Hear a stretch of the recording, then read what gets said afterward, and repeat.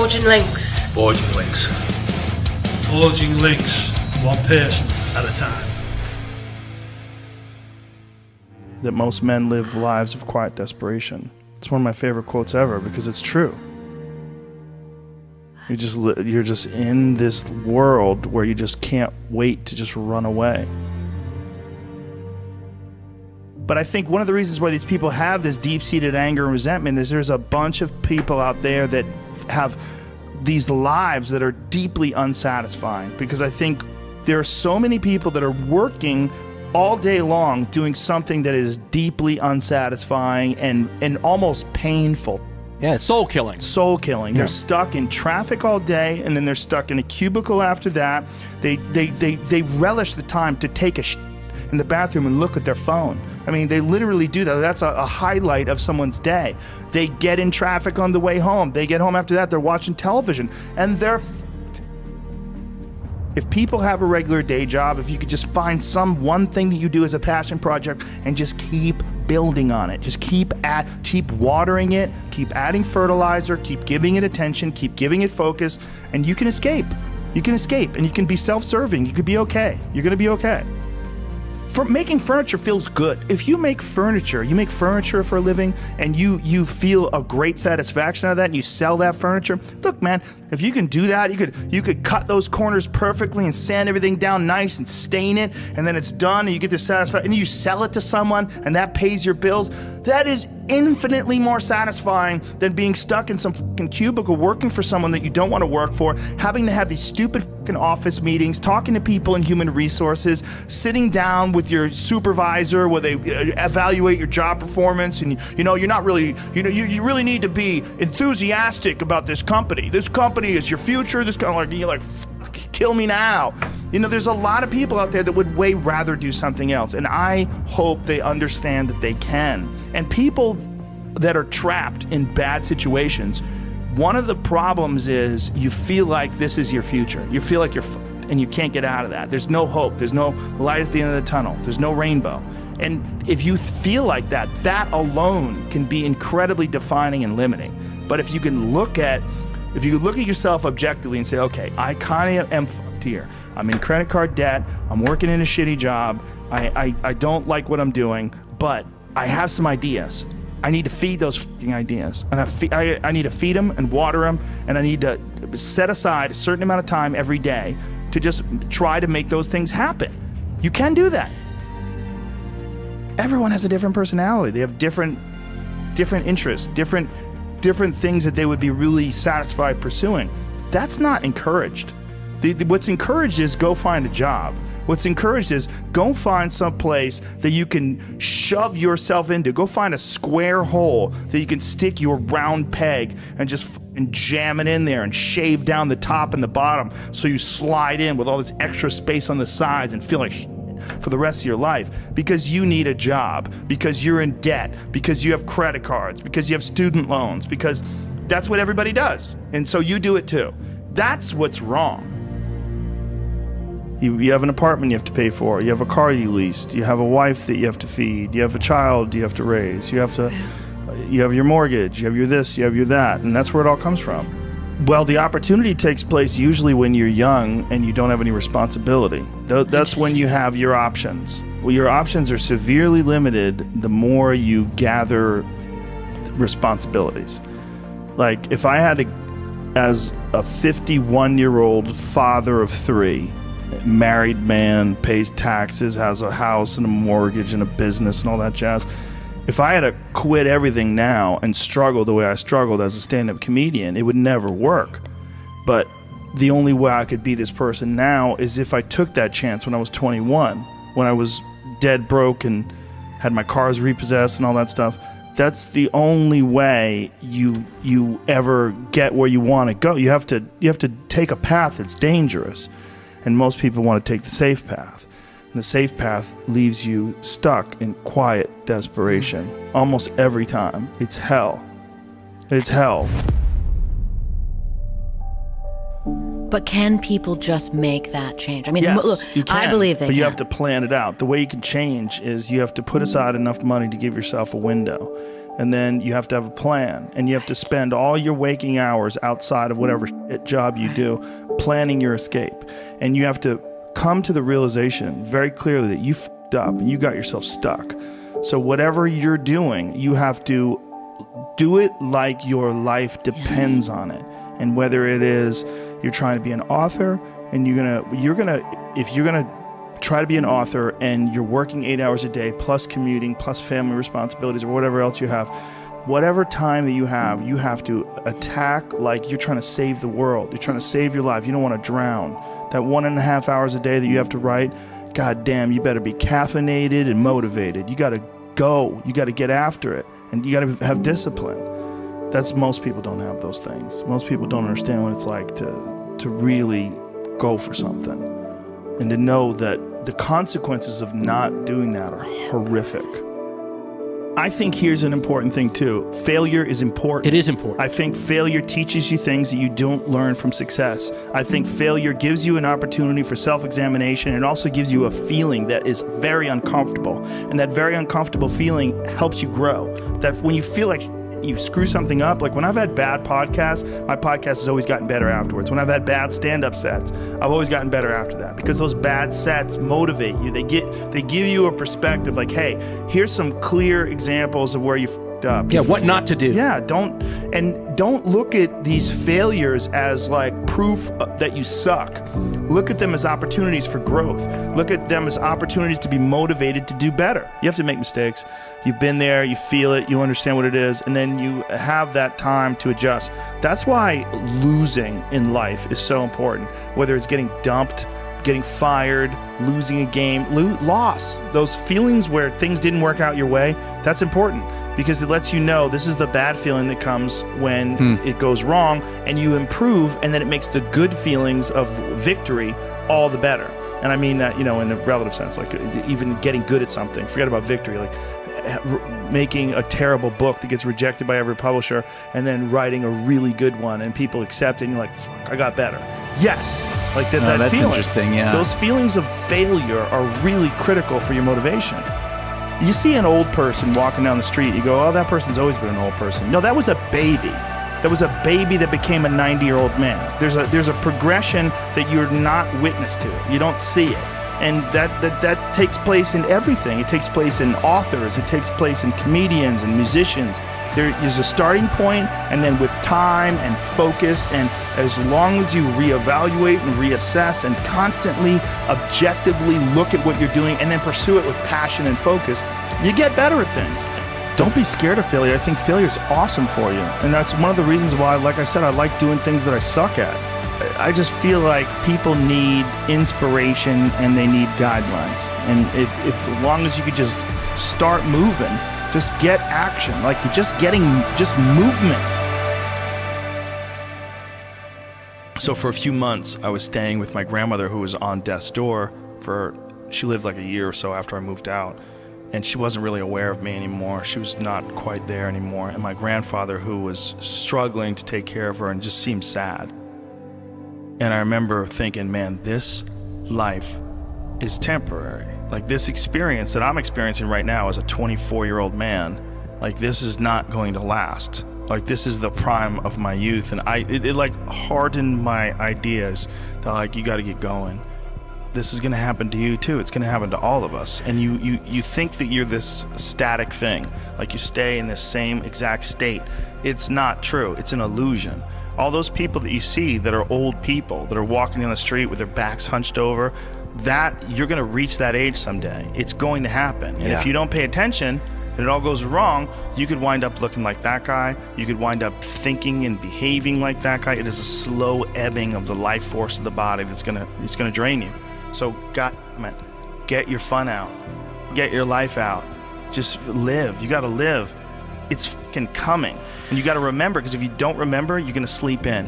If you don't remember, you're not going to get anything done. If you don't remember, you're not going to have the same focus and determination that you would have with the understanding this is a temporary experience. over time, I've learned that these people, you're not going to fix them. I used to want to fix them when I was young. I used to want to go, hey man, I see what you're doing. Like, dude, don't do that anymore. Listen, just do this and stop doing that and start doing this. And if you just work towards this, you could be successful. And then a week later, the guy's doing the same shit. You're like, okay, Right. I'm wasting a significant amount of my energy on someone who doesn't want to waste any of their energy on themselves. And so managing the community and the tribe that you're in, making sure that you're a good member of that tribe, that you're doing your part. When you're around happy, inspirational people that are successful, it makes you feel better and you get inspired. And if you act on that inspiration, your life will be more fulfilled. And it's not just inspirational in terms of financial success, but in terms of doing difficult things, whether it's running 100 miles, it doesn't pay you a god thing other than the wealth of the knowledge that you can push yourself to such an extreme, or anything else, whether it's someone who becomes really good at playing chess or someone who's really good at martial arts or whatever it is. There's a great feeling in these overcoming these difficult things. I think a lot of what happiness is a management issue, and decisions that you're making right now, like you could be in a shit state of mind right now, but you can make some decisions to adjust that, and over the next couple hours, you'll get to a much better place. It's good to treat other people the way you would like to be treated yourself. It's like a fucking golden rule, and there's a reason for it. And that reason is that we're connected in some strange way that we don't totally understand. And unless you are good to other people around you, unless you're kind and friendly and warm and loving, you're not going to fucking enjoy this life. You're just not. You're going to be problems everywhere you go. You're going to have problems everywhere you go. You got to figure out a way to enjoy this fucking life. It's not because of anybody that may or may not have ever existed. It's because that's how you fit in better in the world. That's how you stay positive. We need to figure out, like, now, today, what is, the best way to live your life? What is there's got to be ways where you can be putting forward the most positive energy. I mean, we know objectively what's causing pollution. We know objectively what's causing birth defects, and we're taking in too much chemicals and not enough vitamins. We know objectively all this stuff. We know how to organize our world, and yet we don't do it. We know how to organize our health, and yet very few people do it. We know all these things. The right path to being a happy, healthy person is to do all the shit that we already know you're supposed to do. Take care of your body, take care of your health, take care of your mind, your stress, meditate, be kind to people. We all know that. I mean, you ask anybody, they know how to get by and to be the most evolved version of you that you can be. I mean, it's not like a magical checklist. If you talk to people about it, you said, okay, here you got a person, you want to improve them. What are the things you're going to do to them? Okay, well, if I was a life coach, the first thing I would say is this guy's got to get on a diet that makes him healthy.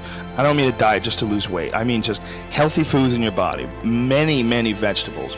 Start working out your body and get a better sense of how this machine feels when it's moving, it's flowing better, there's less tension in it, your mind feels relaxed, and you enjoy every single moment of the day better. Step one, everybody knows that step, right? What's step two? Be cool to people. Be nice to as many people as you can. Smile at as many people as you can. Have them smile back at you. Tip well when you go to restaurants. Just do the most you can. Be as nice as you can, and just still manage to not have people walk all over you. Just get through this life as nice as you can. Do what you want to do with your life, right? Don't go be doing something you don't enjoy. Don't do something don't get locked into, a car that you can't afford and doing something crazy because you need the money. Don't do that. Do what you want to do. Do what the fuck is it that you really want to do? Because if someone else is doing it, you can do it, I mean, everybody makes their own path through this world, but a lot of people don't follow the path that they really fucking feel pulled to. Just for whatever reason, they got negative programming. When they were kids, someone told them they couldn't do it, or told them to take the shortcut or take the shore route. That's a sad thing, man, when you talk to dudes, especially talented dudes, and they don't follow up with what they want to do. It sounds really hippie, but true happiness comes from making other people happy. True happiness comes from being around happy people and enjoying each other's company. That's really hard for people to wrap their heads around because they always associate true happiness. No, true happiness is with titles, or numbers, or objects that you possess. You're not concerned about being nice to people. You're not concerned about having a positive impact on people. You're more concerned with making ones and zeros. but it really truly is how the human race interacts with each other. You really have to be nice to other people to be happy. You have to. If you're not, you won't be happy. And you know, we all make mistakes and we all find ourselves in positions of frustration, and we've all acted out and yelled at our dog when maybe we shouldn't have. And you know, there's pressures in this life. But I think it's really important to recognize what those truly are, and to understand that at the end of it, we can alleviate a lot of how we deal with in this life if we really treated people the way we would treat them as if they were ourselves living another life. And this includes the way you communicate with people, the friendships that you have, and making sure your friends know that you love them. They drive you, they change your opinions, they challenge you, they show compassion, you open up to each other. I mean, this is everything in this life, is community. One of the things that's true is how much people enjoy being around you. That makes your life more enjoyable, and people don't think of it that way. They oftentimes think, I want to be the one that's enjoying life, like especially selfish people. If people enjoy being around you, you'll enjoy everything more.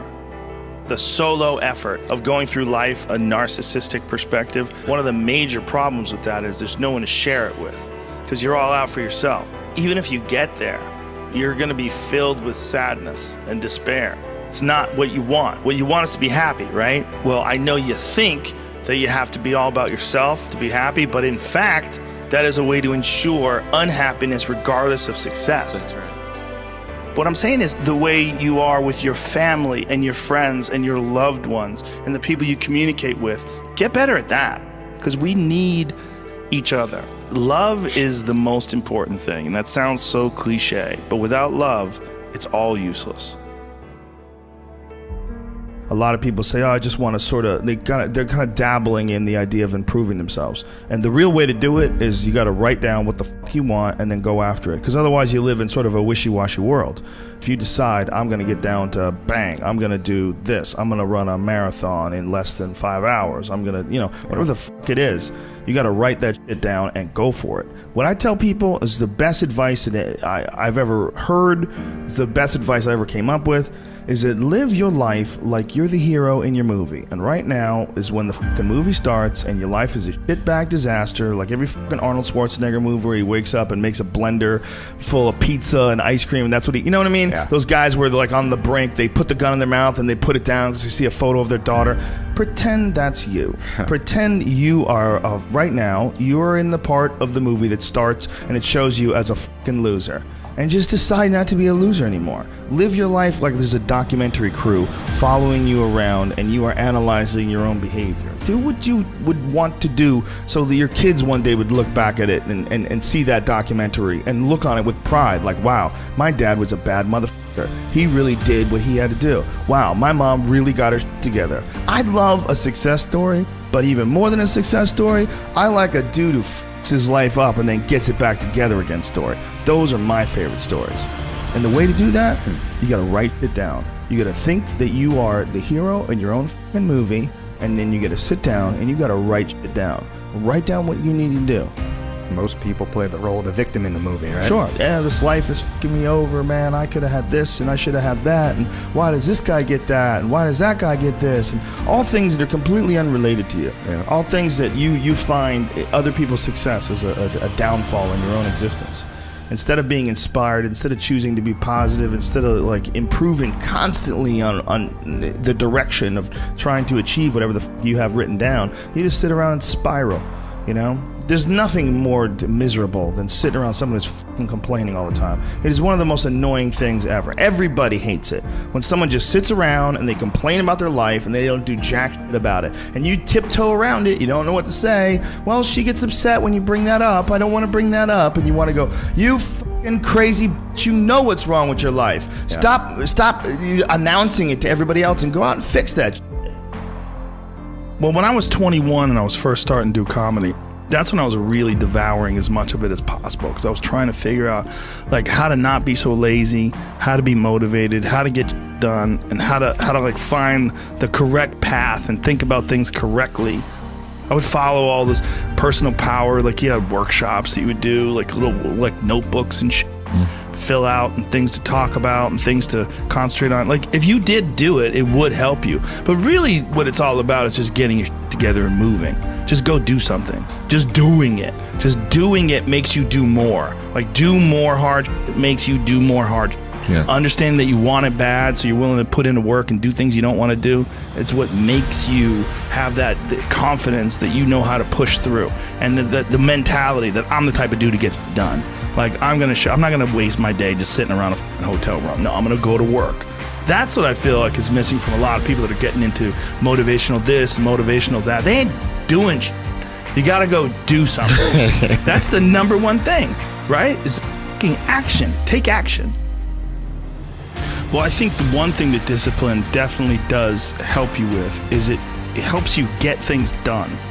And when you get things done, when you actually do things, you have more success. If you have more success, and sometimes a big part of success is just not being fucking lazy and just doing it. Yeah. That's like 90% of it is just showing up. Get there and start working. Like you're not gonna feel perfect every day. If I only worked out when I felt good, I'd be a fat fuck.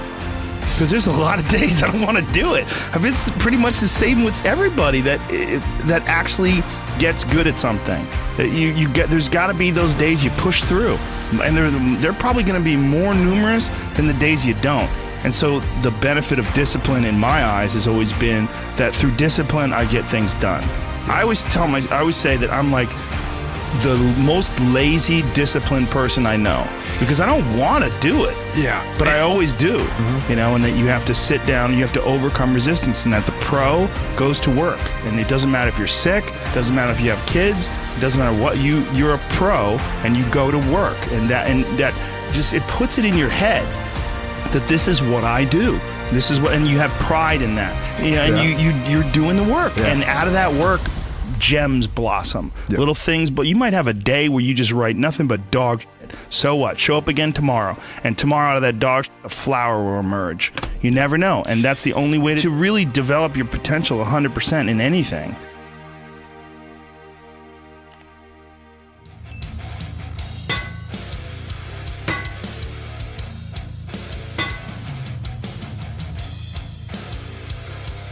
Forging links.